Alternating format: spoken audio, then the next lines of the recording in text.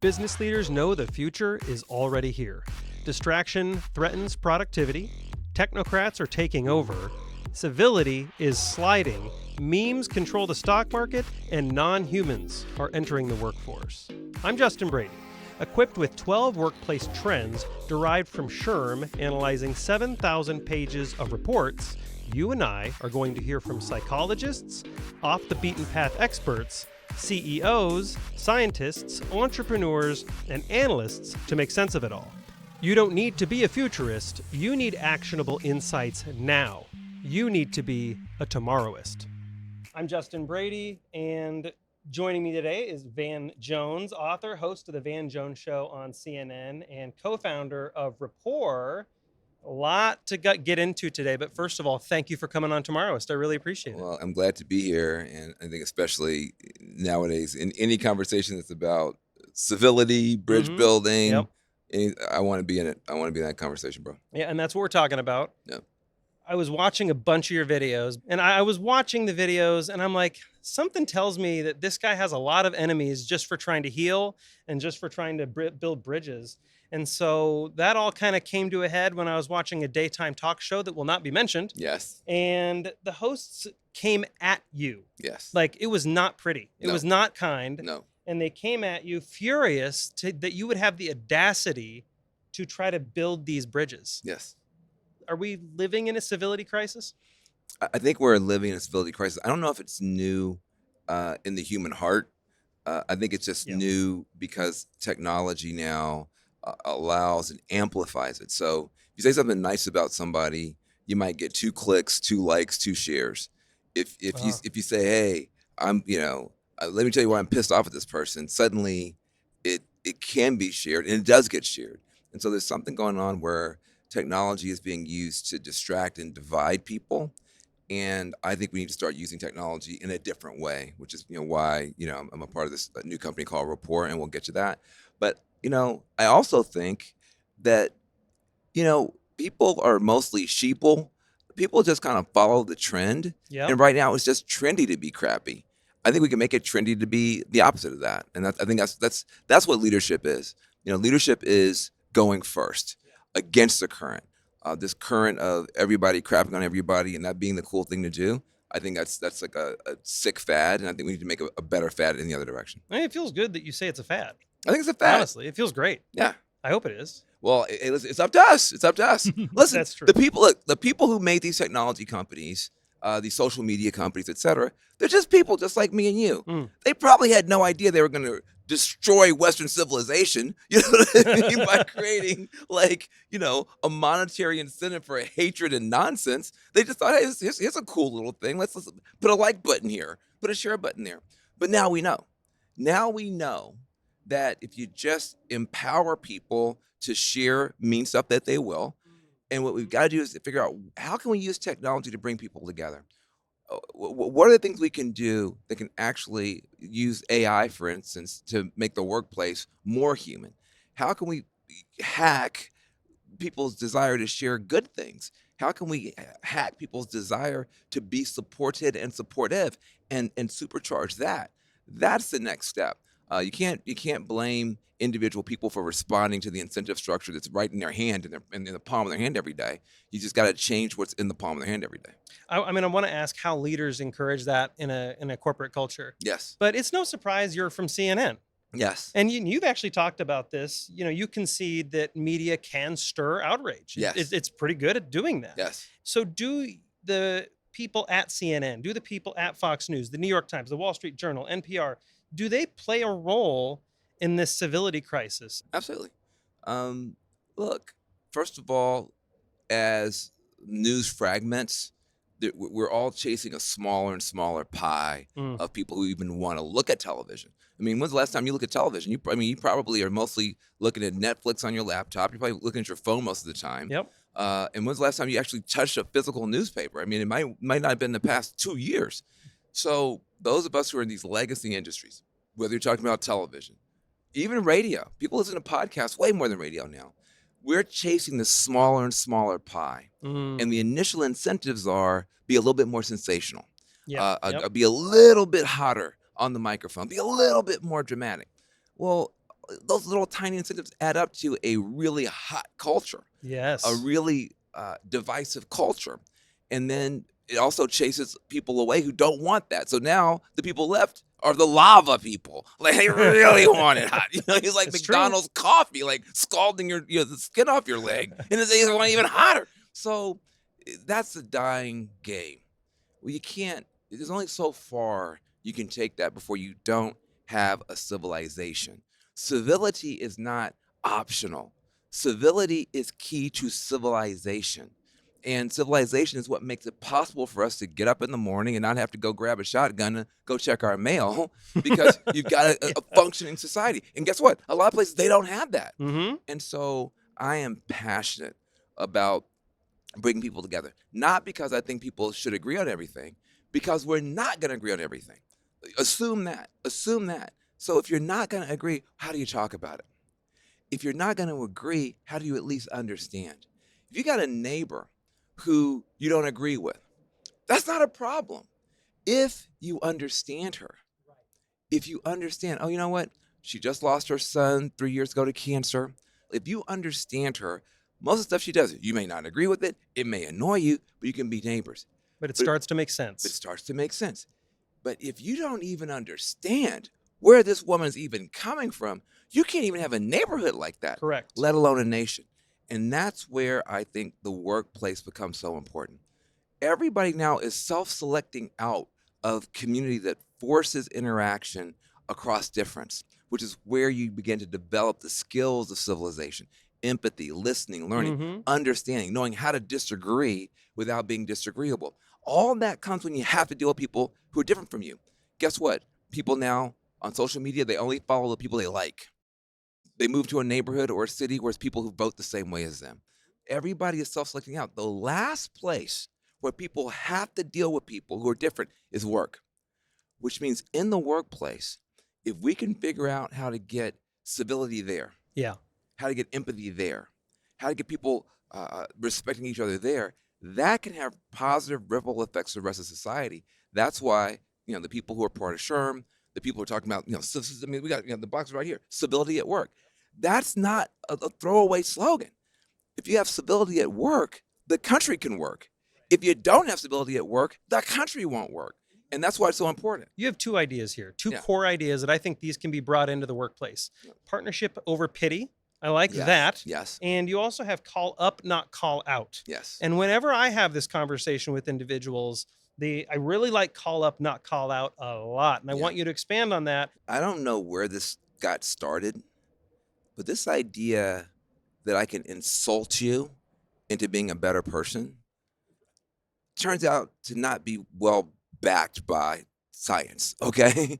It turns out that if I say to you, you're a dumb person, you're a mean person, you're an ignorant person, you're in a cult, you're an unworthy person, now do what I say, you're a lot less likely to do what I say. So the idea is to begin to develop a discipline, to look for points of agreement first, to look for where you can admire someone first, to call someone up and to call someone in. So for instance, and I'll talk about how this is in our technology for Rapport, but look at it from this point of view.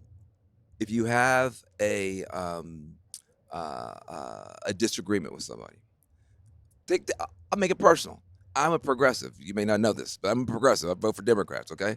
So the easy thing for me to do is to tell somebody who's a Republican all the things about Republicans I don't like, all the things about Republicans I disagree with. Surprisingly, when I do that, the Republican I'm talking to actually digs in even further. And you wind up in this whole thing. So what I found is, because the stuff I care about is so much more important than who you voted for. Stuff I care about is poor kids who don't have a chance. Stuff I care about is actually having a functioning country. I've got two little kids in diapers. I don't want them to grow up in a civil war. Like, stuff I care about is way more important than who you voted for.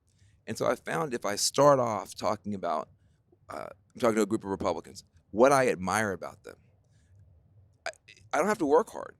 A lot of Republicans, listen, a lot of Republicans, many of them are veterans, like my dad. Your dad was. Yeah, they know what it means to stand up for the country.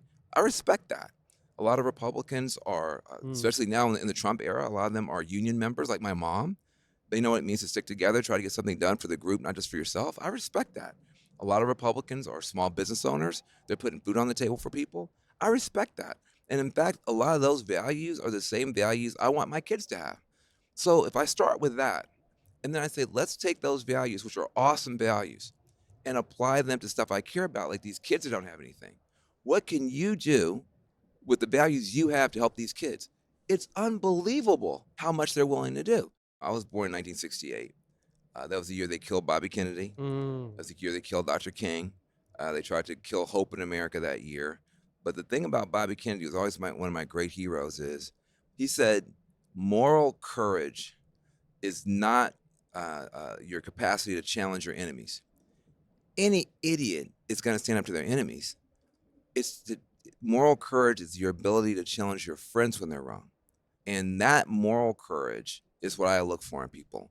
I work with Newt Gingrich. Newt and I didn't agree on very much. But I have addiction in my family. He's got addiction in his family. So we were able to work together to stand up an organization called Advocates for Opioid Recovery to help people who are addicted get access to the right medications to be able to get off of drugs. Proud of that. Work with Newt Gingrich on some criminal justice stuff as well, because he's a tough guy when it comes to law and order, but he's not without compassion when somebody's done their time and they want to get back into life. Right. So I've worked with people that people are shocked by, but the thing I look for is character. Do you believe what you believe when it's not popular? Do you believe what you believe when you have to tell your friends that they're wrong? You've got character. We can work together. Yeah. If you're just a sheeple going with the trend and you're going to change your ideology just based on whatever's popular today, then it's harder for me to work with you. Doesn't mean I can't find something. But the other thing I think is very important, it's the technology that is making human beings haven't changed. I mean, with 10,000 years, 100,000 years, you basically got the same wetware between your ears. That hasn't changed. It's the software in your hand. It's the hardware in your hand that's changed. And that's why you're seeing all these differences. And so, we launched this company, Rapport, because we felt that somebody needed to take a stand that you could use technology to bring people together. And that you could, for instance, with Rapport, we think what's happening right now is going to be looked back on as brutal, as uncivilized in terms of putting people in virtual working environments where they never have met the person that they are supervising.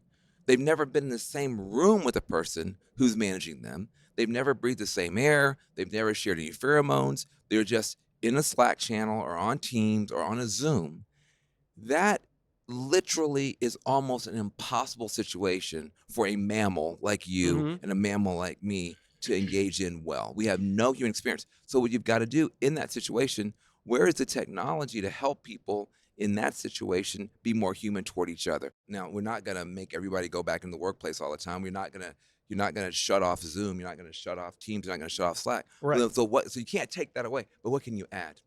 Can you add technology that begins to give people the opportunity to check in with themselves and check in with other people and begin to help? And that's what Rapport is. The company that I launched this past year is a company that basically uses our AI IQ to increase your EQ. Emotional quotient. Your emotional quotient. Because basically it's a widget that sits in your flow of work, lets you check in with yourself. These people in HR and everything, this is what they want. They want you as a manager to have empathy for somebody who's totally different from you. Maybe you're middle-aged and white. Maybe this person's a 23-year-old black lesbian. You've never seen this person. You never will see this person. And yet you're supposed to have perfect empathy for them. You're supposed to know exactly how they're feeling. You're supposed to be this perfect manager for them. And there's zero context cues. And it's impossible. If you're in my age group, I'm in my 50s. You want me to have empathy for some 23-year-old? Our generation, we didn't have empathy for our damn selves. Nobody even had empathy. Like, nobody asked me how I felt once. Like, get your ass to work. That was my entire training. Get your ass to work. That Exactly. was it. So you're asking so much from people and give people such little help. Give them some little training, some little training they're going to forget in 2 weeks, and then give them a survey they can fill out once a year. This is brutal. It's uncivilized, and you're getting uncivilized results. So what do? We've got this product, lets you do a check-in, 15-second check-in with yourself first. What's my energy level? What's my workload? You click a couple of things. Now I understand myself a little bit more. It's not a survey, but it's a 15-second quick check-in prompted. And then when you connect with someone else, you can see their prompts. Now suddenly you know, oh, this person's having a high energy day. This person's overworked. This person's mom just died. Now you can't do you don't want to do all that stuff in the beginning of your Zoom calls. Everybody check into a therapy session. But if you knew instantly when the Zoom call started, everyone's energy level, everyone's workload, everyone's most important fact of the day, suddenly you've increased the emotional intelligence of that team. That's what now, and technology helped you. Right now, technology is more focused on data and less focused on wisdom. Yeah, that's true. And so the next round, I think, of innovation in technology is how do we now use all this stuff and all these tools for wisdom and not just for data? We have universities now that are safe spaces. Do leaders of today just verbally tongue lash these students coming in, say you just need to grow up and get your ass to work? Or is there a more empathetic way, but a strong way to say that? Well, I think that the empathetic and strong way to say it, if you're now talking about young people, and frankly, even a lot of these young people coming off of campuses into our workplaces who are practically unhireable. I mean, these young kids come in here, they come in lecturing us as to how everything's supposed to be. And hold on a second, you're talking about stuff you never heard of 2 years ago. And now you're some Instagram expert on. How about do your job? Well, oh my God, you can't say that. But here's the reason that I think you have to. I tell these young people all the time, I agree with you on safe spaces to a certain extent. I want you to be physically safe. I don't want you to be afraid you're going to get beat up. I don't want you to be afraid you're going to be sexually harassed. I mean, there's certain things that are off limits, okay? So now that kind of safety, physical safety, or to be personally harassed and called the N-word, okay, of course, I'm with you on that. I'll fight till the last dog barks on that. But that's not what they're talking about. Right. They're not talking about physical safety. They're talking about a certain kind of psychological safety. They want to feel that everyone, whatever they say, whatever they put in the Slack channel, is going to make them feel good. And I'm going to say, I don't want you to be safe psychologically. I want you to be strong psychologically. I want you to be safe emotionally. I want you to be strong emotionally. And you get strong by being challenged. I'm not going to take the weights out of the gym for you. That's the point of the gym. And so I want you to be challenged. I want you to be offended. I want you to be insulted. And then I want you to be able to find your center and find the words and find the argument that is persuasive and that is effective, and to use that. Don't use an appeal to authority to get the person in trouble so you never have to learn how to reason for yourself. I am not going to bow down to the cult of making you weak so that you can stay safe. I'm going to do what was done to every generation of human beings for 10,000 years, which is to put challenges in front of young people, ask them to step up to them, and recognize when somebody says something that offends you, the question isn't, how do I stop them from saying it again? The question is, why am I offended? Right. What do I think is correct? How can I state my position in a way that's more effective than what they're saying? How can I use this momentary breakdown in terms of my comfort into a breakthrough in terms of my capacity? That's what we need from young people in a turbulent century. What I'm saying about these kids, I'm saying about myself as well. Yeah. I would rather, and I've been more cowardly sometimes than I feel proud of. There have been tough issues on the air that I've ducked, or there have been conversations I was like, I just don't want to get involved in that because I'm scared, man. I don't want people saying mean stuff about me. Absolutely. But as I'm getting older now and I see how things are going, I'm now in a position where, you know what, I'm willing just to, like my friend Bill Maher, like my friend Ben Shapiro and others, somebody's just got to call it like it is. And I get more credit for having done that than I deserve. I definitely did that during the Trump administration. We were working with them on criminal justice. I've done it on other stuff. But honestly, I've been more cowardly. And I want to actually challenge myself to speak out more. And I also want to, like I said, I want to challenge the technology industry to help us do it better. And that's why we launched Rapport. That's what society requires. Balancing things that don't go together. Yeah. That's what society is. Liberals like myself, we love the idea of justice, social justice. Make sure the poor are treated right. Make sure the treated people have what they want. But if you only care about justice and don't care about liberty, don't care about individual liberty, you can become a totalitarian just like that. So true. Same time, my conservative friends, they care so much about liberty, individual rights, individual freedom, limited government. That's important. But if you care about that too much, you can wind up with a situation where the corporations have all the power, and then they buy your media and buy your government, and then you don't have, then that's a nightmare as well. So justice without liberty is a left-wing nightmare. Liberty without justice is a right-wing nightmare. That's why you have liberty and justice for all. Those two ideas don't actually go together, but they create a society you can live in when they're held in that tension. That's why you can say, on the one hand, I want technology to help people to be kind, to reward people, to encourage people, to prompt people to be kind, and I don't want a cancel culture that tries to impose that on people. I think you want technology to nudge it, to support it, but people still need to be at choice. These are the kind of conversations we've got to start having as we develop a more complicated society. And civility is key to it. Mm-hmm. SHRM, raising the banner for civility, is a big deal. It's a big deal because it's so easy to blow it off and say it's corny. It is not corny. It is not corny. And if you've ever been to a country where it doesn't exist, where you really don't have civility, you know what you have? When you don't have civility, you have civil war. Yes, you do. And you can get there just like that.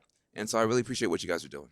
Van Jones, author and host of The Van Jones Show on CNN, and of course, co-founder of Rapport. There's got to be one central website. Let's put that in there where everybody can find and connect with you. Let's do that real quick. Yeah, sure. It's at rapport.co, C-O. Rapport.co. And Rapport, for people who don't know French, Rapport is spelled R-A-P-P-O-R-T. Van, thank you so much for having the conversation with me on Tomorrowist. Thank you. Before we say goodbye, I encourage you to subscribe to Tomorrowist wherever you get your podcasts. You can find Tomorrowist weekly newsletter and all episodes at shrm.org/Tomorrowist. Thanks for listening, and remember, the decisions you make today shape tomorrow. Be a Tomorrowist.